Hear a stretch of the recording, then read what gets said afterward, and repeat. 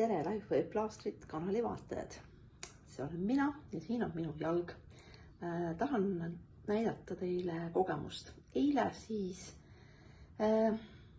põhjuseks õhukonditsioneer hakkas mul tõsiselt valutama jalg, selline väga häiriv närvivalu.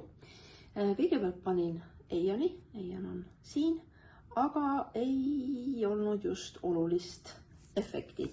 Siis otsustasin kasutada Icewave'i. Ma väga tihti Icewave plaastreid pole üldse kasutanud, kõige vähem kasutatud plaaster kindlasti, see mul lihtsalt ei valuta kuskilt, aga eile valutas. Nii et Icewave'i tume plaaster, pruun, sai siis siia valu keskmesse ja valge plaaster on siin põlve taga teisel pool jalga. Tuli teadmine, et just nii ja sinna see valu kiirgas ja see oli tõeliselt hämmastav kogemus. Tõesti, paari sekundiga see valu kadus. Kadus nii, et pole siiani tagasi tulnud. Nii et valu ei ole vaja kannatada, ei ole, on valik kasutada Icewave plaastreid valuvaigistite asemel.